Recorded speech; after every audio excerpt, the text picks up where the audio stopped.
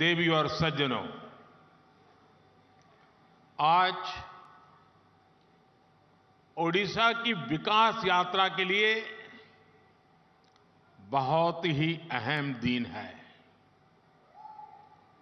मैं ओडिशा के लोगों को करीब 70,000 करोड़ रुपए के इन विकास प्रोजेक्ट्स के लिए बहुत बहुत बधाई देता हूं। इसमें शिक्षा, रेल, रोड, बिजली, पेट्रोलियम से जुड़ी अनेक परियोजनाएं शामिल हैं।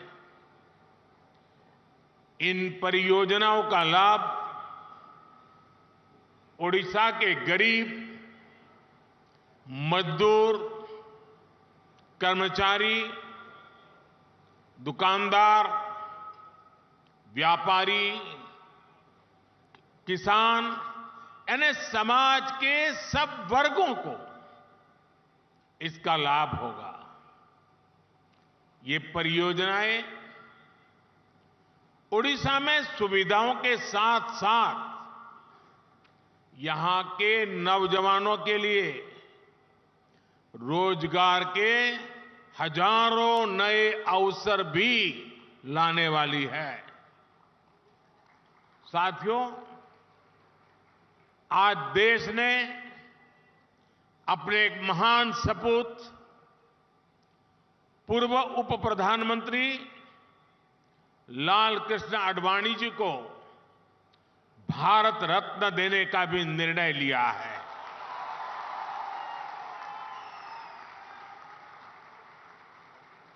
भारत के उप प्रधानमंत्री, गृह मंत्री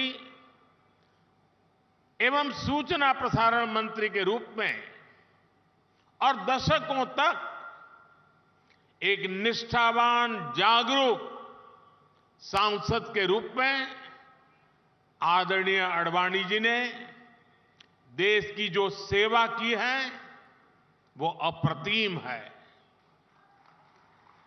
आडवाणी जी का ये सम्मान इस बात का प्रतीक है कि राष्ट्र की सेवा में अपना जीवन खपाने वालों को राष्ट्र कभी भुलाता नहीं है। मेरा सौभाग्य रहा कि लाल कृष्ण आडवाणी जी का स्नेह, उनका मार्गदर्शन मुझे निरंतर मिलता रहा है। मैं आदरणीय आडवाणी जी के दीर्घायु होने की कामना करता हूं और उन्हें ओडिशा की इस महान धरती से समस्त देशवासियों की तरफ से बहुत बहुत बधाई देता हूं। साथियों, हमने ओडिशा को शिक्षा का, कौशल विकास का एक महत्वपूर्ण केंद्र बनाने के लिए निरंतर प्रयास किए हैं। बीते दशक में ओडिशा को जो आधुनिक संस्थान मिले हैं, शिक्षा संस्थान मिले हैं, वो यहां के युवाओं का भाग्य बदल रहे हैं। आयसर ब्रह्मपुर हो या भुवनेश्वर का इंस्टीट्यूट ऑफ केमिकल टेक्नोलॉजी, ऐसे अनेक संस्थान यहां स्थापित किए गए हैं। अब IIM संबलपुर भी मैनेजमेंट के आधुनिक संस्थान के रूप में ओडिशा की भूमिका को और सशक्त कर रहा है। मुझे याद है 3 साल पहले कोरोना काल में ही मुझे IIM के इस कैंपस के शिलान्यास का अवसर मिला था। अनेक रुकावटों के बावजूद अब ये शानदार कैंपस बनकर तैयार है। और आप लोगों का जो उत्साह मैं देख रहा हूं ना, उसे मुझे लगता है कि कैंपस आपको कितना प्यारा लग रहा है। मैं इसके निर्माण से जुड़े सभी साथियों की प्रशंसा करता हूं। साथियों, विकसित भारत के लक्ष्य को हम तभी प्राप्त कर सकते हैं जब भारत का हर राज्य विकसित बने। इसलिए बीते वर्षों में हमने ओडिशा को हर सेक्टर में अधिक से अधिक सपोर्ट किया है। केंद्र सरकार के प्रयासों से ओडिशा आज पेट्रोलियम और पेट्रोकेमिकल के क्षेत्र में भी नई ऊंचाई प्राप्त कर रहा है।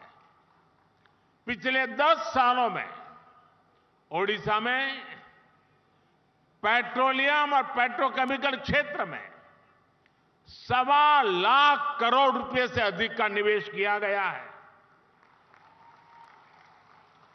बीते 10 वर्षों में पहले की तुलना में रेलवे के विकास के लिए उड़ीसा को 12 गुना ज्यादा बजट दिया गया है। बीते 10 वर्षों में प्रधानमंत्री ग्रामीण सड़क योजना के तहत ओडिशा के गांवों में करीब 50,000 किलोमीटर सड़कें बनी हैं। राज्य में 4,000 किलोमीटर से अधिक नए नेशनल हाईवे का निर्माण भी हुआ है। आज भी यहां नेशनल हाईवे, उससे जुड़ी 3 बड़ी परियोजनाओं का लोकार्पण किया गया है। इन प्रोजेक्ट से झारखंड और ओडिशा के बीच इंटर स्टेट कनेक्टिविटी बढ़ेगी और यात्रा की दूरी भी कम होगी। ये क्षेत्र खनन, बिजली और इस्पात उद्योग की संभावनाओं के लिए जाना जाता है। इस नई कनेक्टिविटी से इस पूरे क्षेत्र में नए उद्योगों के लिए संभावनाएं बनेगी, रोजगार के हजारों नए अवसर बनेंगे।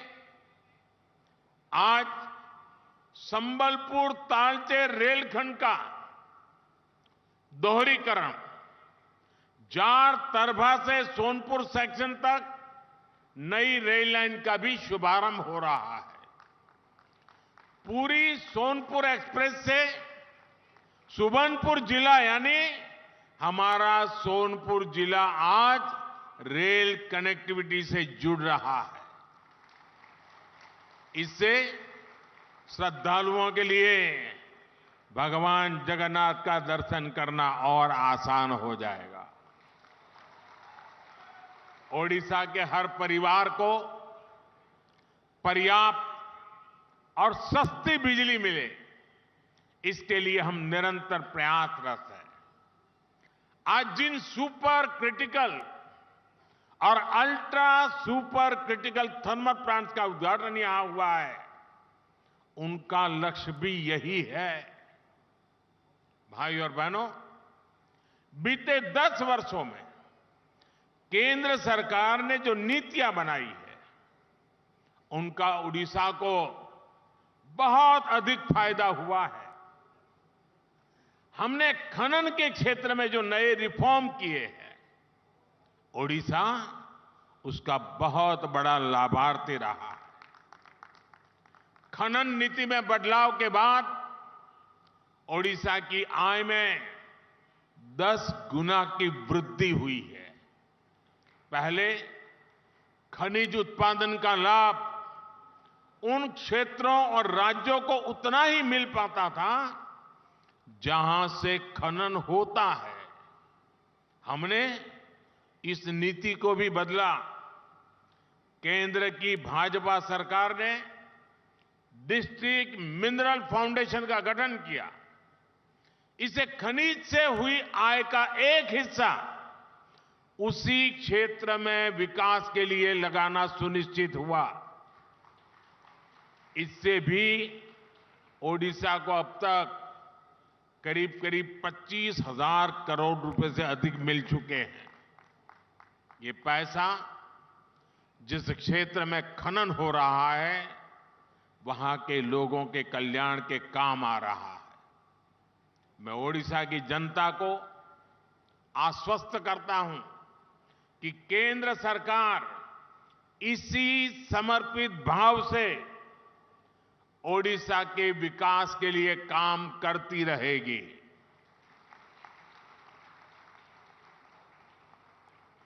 साथियों,